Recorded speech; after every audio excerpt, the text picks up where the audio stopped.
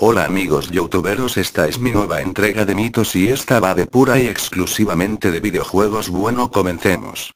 Mike Tyson Punch Out. Comenzamos con un juego de la NES llamado Mike Tyson Punch Out. La leyenda cuenta que si aprietas el botón Start cuando quedan 1 minutos 30 segundos en el segundo asalto, aparece Mario con una pistola y le dispara a Mike Tyson en la cara. Obviamente este rumor es falso. Nintendo nunca permitiría que algo así pudiera ver la luz, ya que dañaría la imagen de su mascota. Polybius. El arcade que borra la memoria y causa pesadillas. Hay una leyenda misteriosa alrededor de este juego, el cual apareció en unos pocos sitios de Portland, Oregón, a principios de los años 80. Atribuido a una compañía llamada Sinesloschen, Polybius es un juego tipo puzzle cuya leyenda cuenta que puede causar pesadillas y pérdidas de memoria a los jugadores. No solo eso, este juego aparece en un episodio de Los Simpson. Además se decía que los que debían hacer mantenimiento a esta máquina de videojuegos eran hombres vestidos de traje y sombrero con anteojos negros. Y se dice que en el menú que todas estas máquinas de videojuegos tienen, que vendría a ser el menú de configuración de la máquina, se decía que tenía para elegir qué cosas poner como mensajes subliminales y causar epilepsia. Desafortunadamente no hay ninguna unidad de esta máquina arcade. Se rumorea que existe alguna ROM con el juego, pero todavía no ha sido localizada. Lo único que se conserva es la pantalla de título. Super Mario Bros. Volvemos con el fontanero más famoso del mundo. Vamos a explicar el truco del nivel -1 de Super Mario Bros. Este es sin duda uno de los trucos más raros en la historia de los videojuegos, ya que se puede llegar a un nuevo nivel utilizando un fallo del juego. Se comenta que este extraño nivel ha sido usado por los desarrolladores para testear el juego. Es una fase de agua, a primera vista completamente normal como cualquier otra, sin embargo tiene algo que la hace especial. Una vez entras a ella estás, ya que en el caso de que la acabes volverás al principio de la pantalla con el tiempo que te quedaba. ¿Cómo llegar? La mayoría de gente que haya jugado al Super Mario conocerá el truco de la zona secreta de selección de mundo en la segunda fase. Pues en ese mismo lugar es donde tendremos acceso al mundo -1. Para llegar a él tendremos que saltar hacia atrás agachados después de romper un bloque del techo. Misteriosamente Mario atravesará la pared y llegará a la zona de selección de mundos. Pero esta vez el tubo tiene una planta piraña, si fueras por arriba no la tendría, y a dónde lleva es al mundo -1. Otra curiosidad del Super Mario es que se pueden conseguir los poderes de la flor siendo pequeño explotando otro fallo del juego. Tanto los fallos del mundo -1 y de la flor fueron corregidos en la versión Super Mario All Stars de Super Nintendo. Street Fighter 2. Shenlong, el personaje secreto. Uno de los bulos más famosos fue el del personaje secreto del Street Fighter 2 de la primera versión arcade. Todo se originó por culpa de una mala traducción del japonés al inglés. La frase que aparecía en la pantalla cuando Ryu ganaba un combate decía "You must defeat Shenlong to stand a chance". Esta frase dejaba entrever que habría un personaje llamado Shenlong que era el maestro de Ryu y Ken según recogía el manual. Aunque la verdad era muy distinta. Donde pone Shenlong debería poner Dragon Punch, puño del dragón. Esta mala traducción se solucionaría en posteriores versiones. La revista Electronic Gaming Monthly gastó una broma por el April Fools, equivalente al Día de los Inocentes, en la que aseguraba que era posible poder enfrentarte a este personaje. Para que saliera, había que ganar todos los combates con Perfect excepto a M. Bison, al que había que empatarle 10 veces por límite de tiempo sin golpearle y sin que te golpee. Era tan complicado que parecía mentira, ya que seguramente nadie sea capaz de realizar dicha proeza. Sin embargo, el artículo estaba acompañado por unas falsas capturas de pantalla bastante conseguidas de Ryu luchando contra el que sería Shenlong y muchas revistas del sector se hicieron eco extendiendo este bulo por todo el mundo. A Capcom toda esta historia le hizo gracia, y en el Super Street Fighter II Turbo aparece por primera vez Akuma, un personaje secreto y jefe final secreto. Ed. El videojuego enterrado en el desierto. Ed es uno de los mayores fracasos de la industria de los videojuegos, en este caso de la compañía Atari. Desarrollado por Howard Scott Warshaw y basado en la película del mismo nombre que el juego, el cartucho de ET fue publicado para Atari 2600 en el año 1982.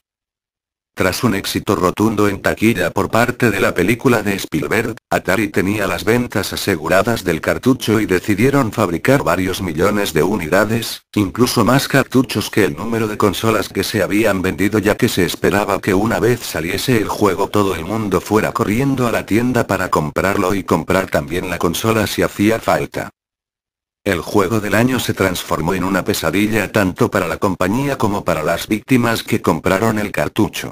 Unos gráficos simples, una mecánica de juego que no ofrece diversión y un fallo enorme. En una parte del juego puedes caer en un agujero del que no hay escape posible y simplemente tocará apagar la consola. La leyenda urbana cuenta que como los costes de almacenaje del gran número de juegos eran caros y Atari no les encontraba ninguna salida en tiendas, decidió deshacerse de ellos enterrándolos de forma secreta en un desierto de Nuevo México. Hay gente que asegura haber ido al desierto y desenterrado algún cartucho, además los habitantes del lugar donde se supone que Atari enterró los cartuchos han puesto una que dice "Aquí descansa Ed y su familia". Códigos secretos para desnudar chicas. Todos los hombres que hayan jugado a los videojuegos se han preguntado alguna vez cómo son las anatomías de las más bellas heroínas. Muchas veces surgen rumores de que se puede desbloquear un modo porno o algo y siempre hay alguien que conoce a alguien que sabe ese código. El primer caso famoso de este tipo fue con el personaje Sonya de Mortal Kombat, sin embargo la existencia del código para desnudarla es tan cierta como que Ricky Martin estaba en el armario. En el caso del Tomb Raider, también se comentó sobre códigos para desnudar a la protagonista, pero la única forma que posible de hacerlo es aplicando un parche al juego. Los Sims es otro juego famoso para el que salió el parche para ver a los personajes desnudos. En este caso eliminaba las escenas censuradas. Final Fantasy VII. Resucitando a Aerith. En el Final Fantasy VII nuestra querida Aerith es asesinada por Sephiroth durante la historia del juego sin que se pueda hacer nada para remediarlo. Pero lo más curioso no es esto, sino que según avanzas en el juego seguirás encontrando ítems y armas específicas para este personaje, a pesar de que está muerto. Por lo que se empezaron a barajar hipótesis de que si era posible resucitarla de alguna manera. La explicación más lógica proviene de la historia del juego, pensado en un principio para que saliera en Nintendo 64. Square Enix había sacado las anteriores entregas de su saga de RPGs para los sistemas de Nintendo, pero al llegar a la consola de 64 bits la relación se rompió. En este momento Nintendo comete uno de los mayores errores de su historia y que le hace perder el dominio de las consolas de sobremesa frente a Sony. Haciendo oídos sordos a Square y en su intento porque no le pirateen los videojuegos, Nintendo opta por los cartuchos. Un sistema que ahorra tiempos de carga sacrificando capacidad de almacenamiento. Podría haber cartuchos de más capacidad, pero serían mucho más caros. Square escaldada saca rápidamente su obra maestra para PlayStation en 3DS. Este podría ser el motivo de que te encuentres ítems y armas de Aerith después de que muera, ya que mucha gente opina que por las prisas no se añadió la parte de la resurrección.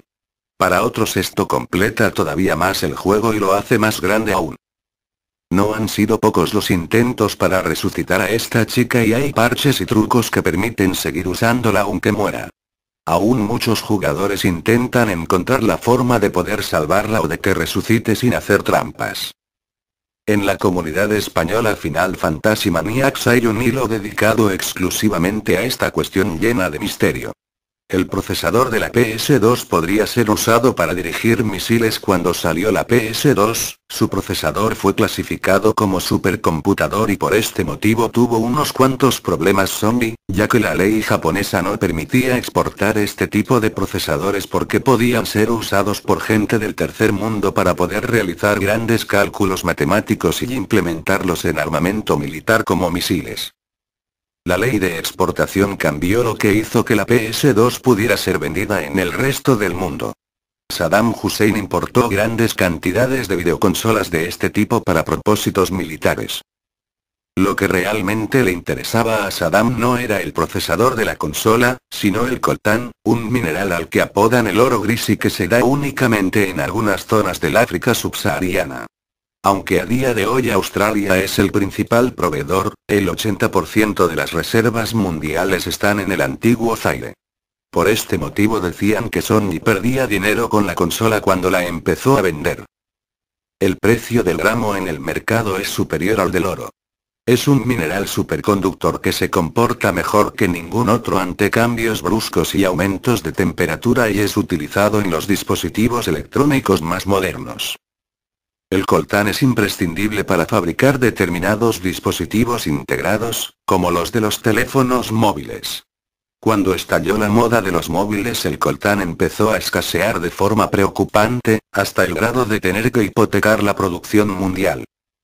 Por este motivo, las operadoras están tan concienciadas con los planes Renové, en los que te descuentan dinero por el móvil viejo. El coltán ha generado varias de las peores guerras en el África subsahariana en los últimos años y financia a paramilitares en zonas de conflicto. Muchos controladores de videoconsolas son también adaptados para usos militares, ya que cada vez son más los militares que demandan los joysticks para controlar algunos tipos de proyectiles o robots usados en las batallas. Hace unos días publiqué un artículo en el que el ejército americano usaba un pad de Xbox 360 para controlar un robot de apoyo en Irak. Conseguir la metralleta del jefe final en el Double Dragon. Ya que mencionamos el Double Dragon, un clásico entre los clásicos de lucha callejera, habrá que hablar también de su leyenda. Se comentaba en recreativos y bares que en la pantalla final de este juego, era posible quitarle la metralleta al jefe. Tenía que hacerse en el momento que estaba mirando desde el balcón con la metralleta colgada en la pared. Para atraparla había que ponerse debajo del balcón y esperar a que uno de los calvos cachas viniera y te lanzara por los aires, momento que aterrizabas en el balcón y podías coger la metralleta. Duck Hunt. Matar al perro. En este otro clásico de NES, el Duck Hunt se extendió también un bulo de que se podía matar al perro si se disparaba en el momento justo. Pero por más que dispares, el perro seguirá riéndose de ti cada vez que no le aciertes a los patos. Controlan robots con el mando de la Xbox 360 en Irak. El ejército americano utiliza los pads de la Xbox 360 para controlar los subs, Small Unmanned Ground Vehicles, pequeños vehículos de tierra sin tripulantes, que sirven de apoyo para los soldados durante el combate.